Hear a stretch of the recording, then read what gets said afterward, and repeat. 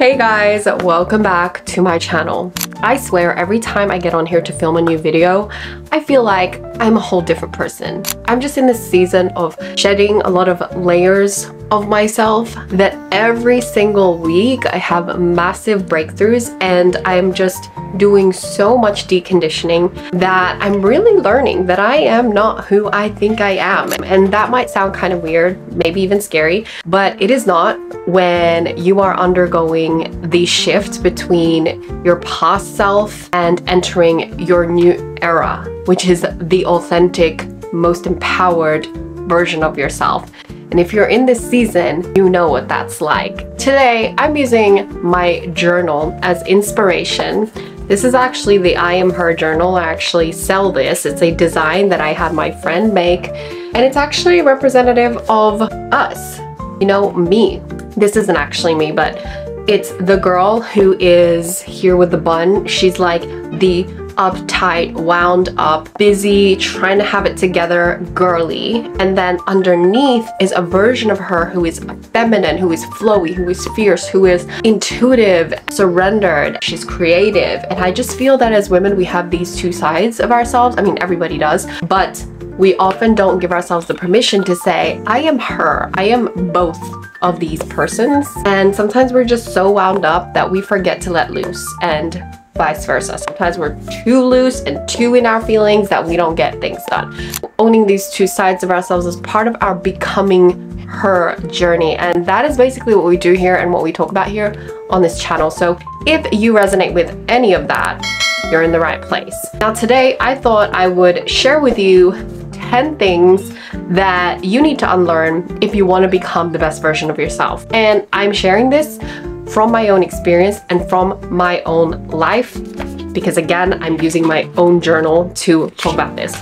And the reason for this is because everybody's on their wellness journey right now. If you haven't seen it already, everybody under the sun and their dog is literally coming to this awakening that authenticity is the new black. There is no way to survive in this world, not even in the business world, if you are not authentic. And I think we're really coming to realize the cost of inauthenticity to our relationships, to our careers, to our fulfillment, and to just beauty and the quality of life when we are authentic. And so I wanted to use this episode to really share with you 10 things that I've learned that I believe will help you step into the best version of yourself. Let's get into it. Hello and welcome back to my channel. If you're new here, I'm Nicole, a life and business coach for high functioning women. I'm a self-proclaimed foodie, content creator, educator, and your new abundance bestie.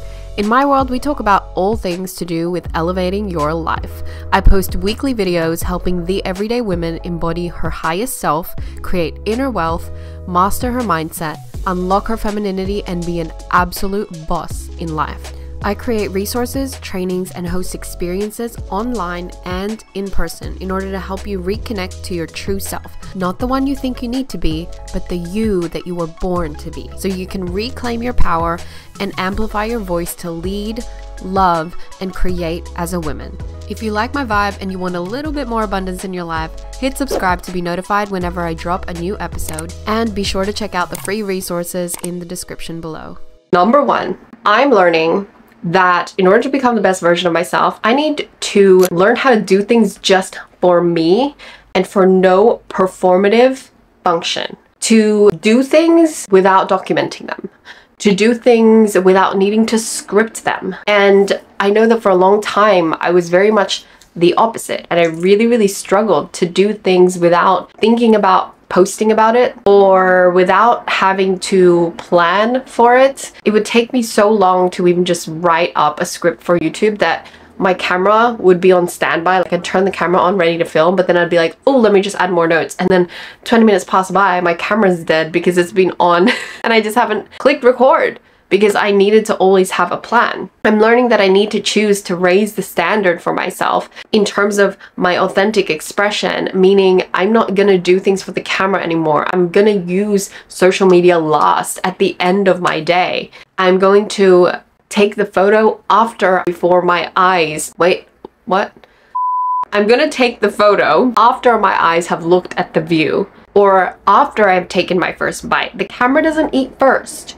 I do, because I'm the one experiencing this life. And I think we live in such a performative culture that even if we have the purest intention, I struggle with this. I want to help people with the breakthroughs that I have. I want to share something fun that I'm doing. I want to share the insights that have landed for me. And my mentor was like, what, is there any part of your life that is just for yourself? That's like sacred, where nobody has to know, where you don't even need to inspire anyone with it. Even if it could help them, could you just choose to save it and leave it as something special and sacred for yourself? And I was so convicted by that, because I was like, damn, I don't. I reserve nothing for myself.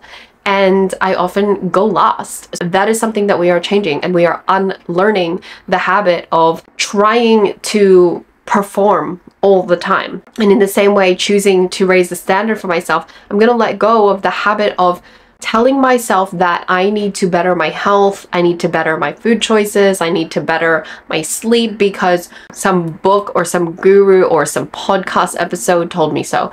I hate nowadays when I do something just because I'm trying to check a box. I'm becoming really aware of what it's like to make a convicted decision from my own conviction and from my own loving and respect for my own body. My body's a temple. Then I choose. Because for a long time, I was overweight, and I still struggle with weight. I still struggle with discipline. For a lot of my progress and my goals that I've ever achieved in life, I have always had to have an external metric. I've always needed to do it for a photo shoot or for a competition or to be accepted, to fit in a certain clothing size. There was always a condition. It was never, I just want to be healthy. I just want to be well. I just want to choose to eat clean because it feels good. I've never developed that relationship with myself where I'm like, I'm doing this because it just feels good.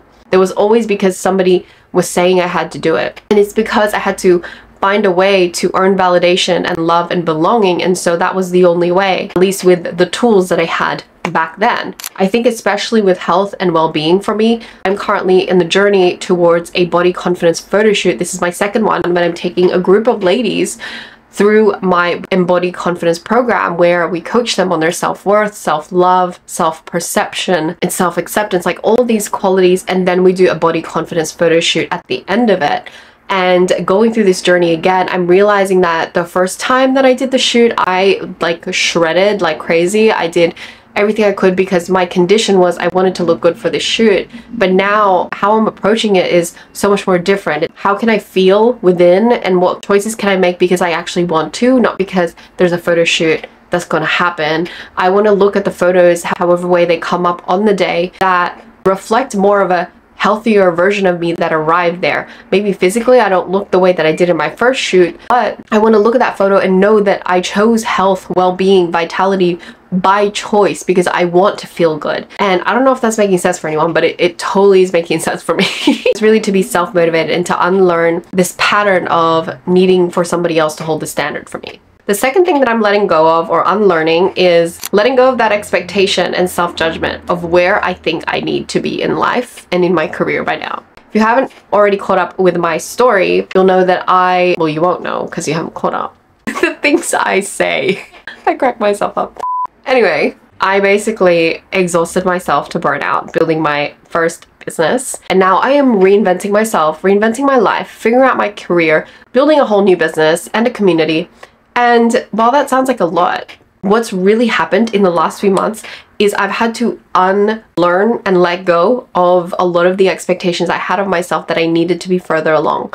Because I really thought that that business was going to be everything. It was going to blow up and I was not going to be burnt out. There was no burnout in that picture of my mind, but it's unfortunately, or maybe fortunately, we're here and we got to work with that. There's a part of me that is also judging myself so hard that I've wasted time, judging myself that I am in a process of earning income from a place that isn't my business right now, and judging the fact that I'm looking for work. And I think all of these expectations come from a place of so much self-judgment because I'm unwilling to let go of the story that it should have been any other way than it is. But if you want to become the best version of yourself, you have to let yourself work with what you have right now, because that's what's going to allow you to evolve. If you resist it, you can't get to where you're supposed to go. If you resist the struggle, if you resist where you are right now, it's really hard to step into your potential. You're just gonna stay in the struggle. You may as well learn to ride the waves rather than trying to go against it. You know what I mean?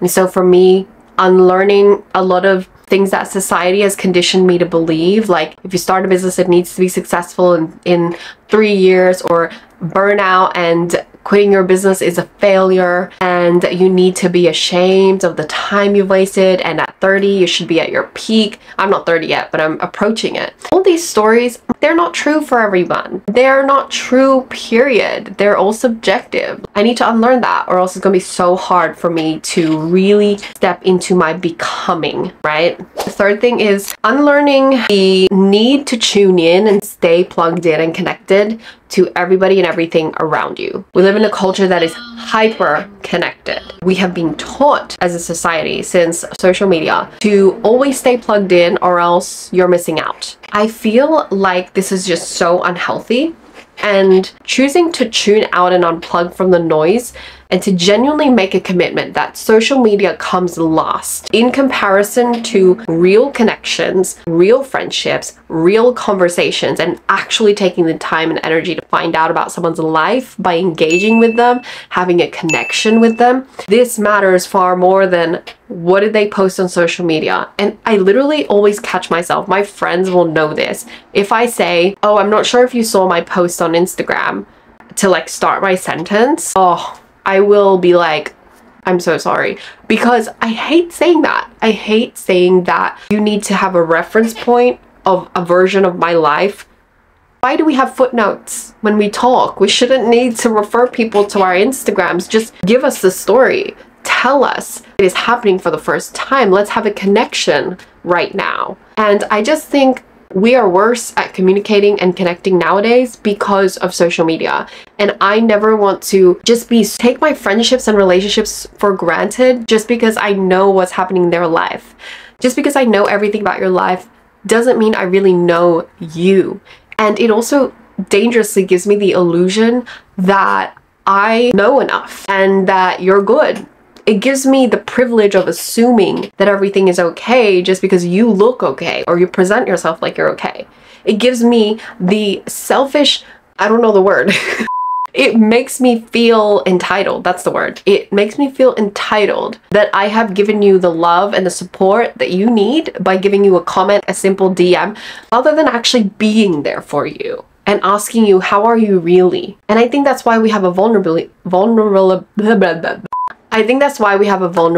issue in today's society, because we just don't know how to have real relationships. So in my community, the I'm Her Collective, this is one of our core values, deeper connections. Because I believe that one of the ways we find ourselves again, because we're living in a world where nobody knows themselves and feels so lost and so broken and so disconnected to themselves. One of the ways you're going to find yourself is by connecting with other people. Because when you really connect with other people, really have meaningful connections that are not that are not surface level on social media, you're going to be able to reconnect with yourself. You're going to see parts of yourself that they see that you couldn't have seen otherwise. They're going to reflect to you your potential. They're going to affirm you. They're going to refine you and sharpen you. And in the same way, you're going to do that for them. And that can only happen with deeper connections, even with strangers. And that's why even when we do meetups here in Sydney, because part of our initiative is having I Am Her Collective girl dinners and wellness days and outings and things like that, we make an intentional effort to actually host smaller groups and have deeper intentional conversations, because sometimes having a conversation with a stranger is actually far more beneficial than talking to people that have known you your whole life. You're actually able to open up more and be more vulnerable because there's no history. If you want a community and you're in Sydney, definitely click the links in my description box below, because you'll be able to get connected and maybe I'll get to meet you one day. But in saying that, you can also join the virtual community. That is for the ladies only. I'm sorry guys, we are a women's community here, but you can join that for free. We've got a virtual community and we meet monthly and we do a lot of fun stuff as well, because I believe in connections. I really, really do. And I feel that that is how we heal each other and how we heal ourselves and how we heal the world. Moving on. I am learning to have an identity and presence as who I am rather than what I do. I spent so long validating and defining myself by what I do and the way that I made money that I forgot to have a personality. Damn.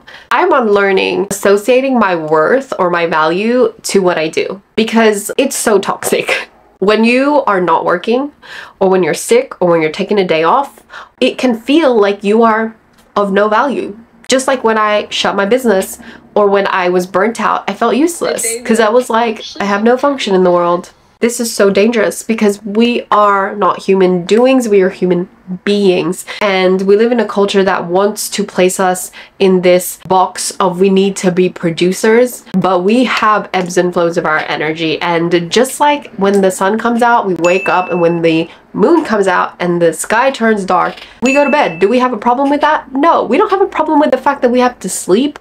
Why do we have a problem with the fact that we need rest throughout the day, right? Your body needs rest in increments. Your body needs space. Your brain needs space to replenish. Half the time, 80 to 90% of the time, if you're a high functioning girly, whether you're in corporate, entrepreneur, or you're just the student life, whatever your lifestyle is, if your mentality is resting is not productive, I'm defined by what I do, what I produce, then you probably have a hard time giving yourself guilt-free rest. This is one of the things that you have to unlearn if you want to become your best self, because girly, you're gonna need all the rest. You're gonna need to not have the puffy face, the eye bags.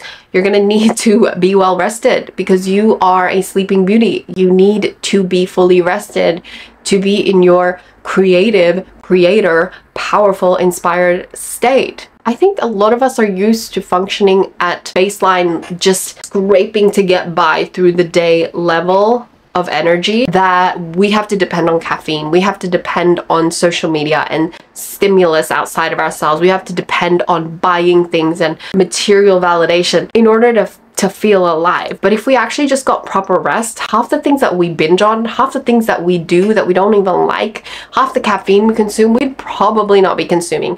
Look, I love my coffee. I really do. But I do think that we sometimes don't realize that half the things we are doing and binging on are coming from a lack of rest. Because when your body gets time to rest, it actually restores itself. It brings yourself back into balance. You're no longer dysregulated, and therefore you're not on survival mode trying to cope. When you're in coping mode, you're reaching for anything that's going to give you a quick fix. Just like junk food, you're just reaching for these calorie dense foods because it's giving you what you need in that moment, but it does not sustain you. You can feel full but not really nourished.